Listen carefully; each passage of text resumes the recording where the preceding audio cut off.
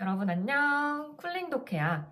우리 오늘은 영어 독해를 할 때 있어서 아주 유용한 팁을 같이 해보도록 할 건데 영상을 다 보고 나서 문제 풀 때 꼭 활용을 해봤으면 좋겠어. 바로 뭐냐면 영어 독해 지문을 읽을 때 문장 사이의 관계는 크게 세 가지 안으로 거의 다 들어간다 라는 거야. 그 세 가지가 뭐냐면 일단 같은 말을 한다. 그리고 새로운 소재를 가져온다. 마지막 역접이라는 건데 먼저 같은 말을 한다부터 보도록 할게. 같은 말을 한다는 거는 다른 문장들을 통해서 구체화를 해주고 하지만 역시 앞에 말한 것과 같은 얘기를 하고 있다라는 건데 그 같은 말을 하는 방법에는 부연, 예시, 정의, 이유 같은 것들이 있어. 그런데 용어로만 말하니까 와닿지가 않기 때문에 예를 들어보도록 할게. 첫 번째 문장이 나는 단 것을 좋아한다 라고 했을 때 부연이라는 거는 이거에 설명을 덧붙여 주는 거지. 이런 식으로 나는 단 것을 좋아한다. 어렸을 때부터 단 것을 좋아했고 단맛이 주는 행복감이 좋고 이렇게 설명을 덧붙여 주면서 구체화를 해주고 앞문장과 같은 얘기를 해준다라는 거야. 다음은 예시로 가보도록 할게. 예시는 말 그대로 예를 들어주는 거지. 나는 단 것을 좋아한다. 예를 들면 빵, 과자, 초콜릿 이런 것들 역시 구체화를 해주고 단맛에 대한 같은 얘기를 해주고 있는 거지. 그리고 정의는 말 그대로 정의를 내려주는 거지. 나는 단 것을 좋아한다. 단맛이란 당분이 포함되어 있고 사람의 기분을 좋게 만들어주는 맛이다. 이렇게. 그리고 이유는 이것에 대한 이유를 말하면서 역시 구체화를 해주는 거. 나는 단 것을 좋아한다 라고 한 다음에 왜냐하면 단맛이 주는 행복감을 좋아하기 때문이다. 이런 식으로. 그래서 지금 말을 한 것들이 바로 같은 얘기를 한다. 구체화를 해준다 라는 거고 이제는 새로운 소재를 말한다로 넘어가 보도록 할게. 이 부분이 여러분이 처음 들어보는 얘기가 될 수 있겠어. 왜냐하면 같은 말을 한다거나 역접에 대한 건 들어봤을 수 있거든. 당연히 뭐 들어봤겠지.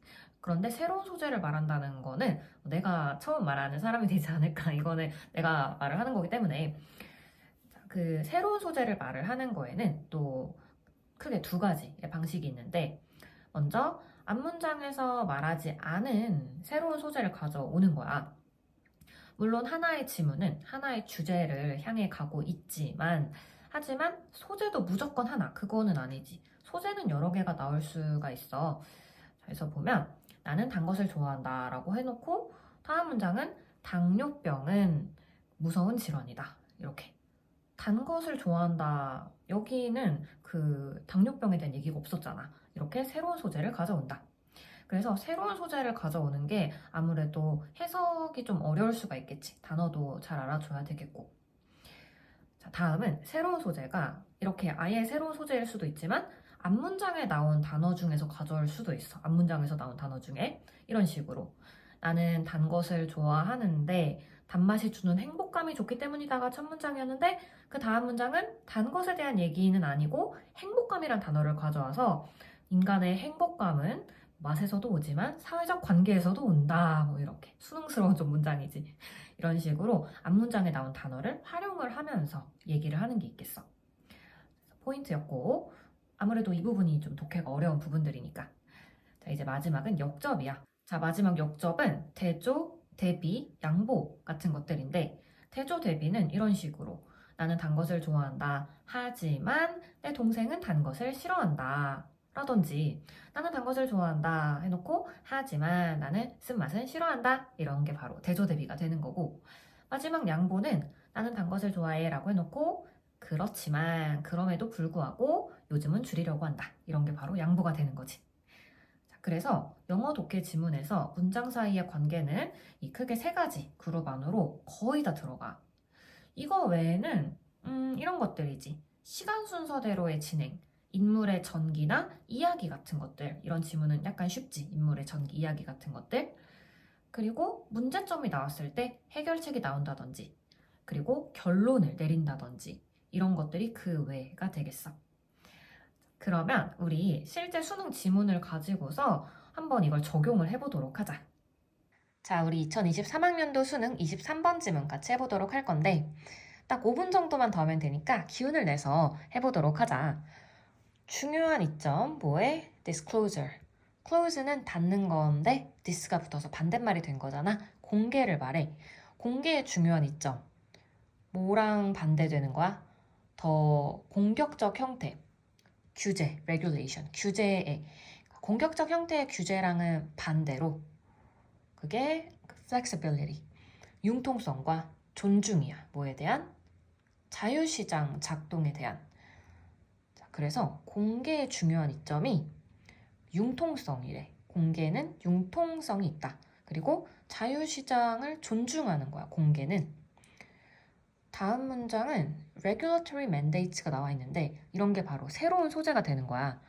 그러니까 그 첫 문장에서 주어로 나온 disclosure, 공개 얘기는 아니잖아.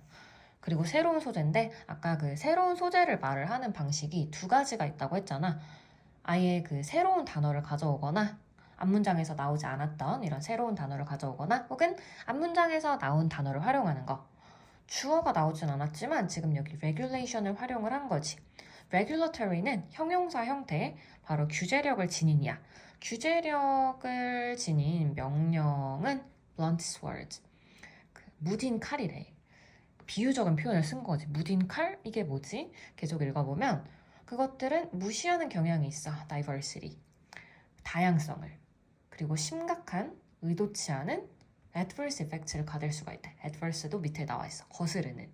즉 adverse effect는 역효과, 부작용, side effect를 말해. 자, 보면 for example, 예를 들어서 이런 게 바로 예시, 같은 말을 해주고 있는 거지. 앞문장과. 에너지 효율 요건, 가전제품들에 대한 그게 만들어낼 수가 있어. 상품들을 덜 잘 작동하고 혹은 특징들이 있는, 고객들이 원하지 않는. 그리고 이렇게 문장들의 관계를 우리 방금 배운 거를 알아야 이렇게 완급 조절도 되고 빨리빨리 읽을 수 있고 이런 예시 부분들을. 그리고 독해할 때 그냥 해석만 하는 게 아니라 내가 무슨 말을 읽고 있는지를 파악을 할 수가 있어야 되잖아. 그래서 이렇게 예시를 들어주면서 방금 한 말에 대한 얘기를 또 해주고 있구나, 이런 이해를 해주는 거지. 다음은 information provision by contrast. 이런 게 역접이지. 대조적으로. 그리고 provision은 동사 provide의 명사 형태. 제공. 정보 제공은 대조적으로 존중한다. 선택의 자유를. 그리고 이것도 포인트인데 if는 예시를 또 말을 하는 거야. 그래서 예시를 들어주면서 또 구체화, 방금 한 얘기를 또 구체화하면서 설명을 해주고 있구나.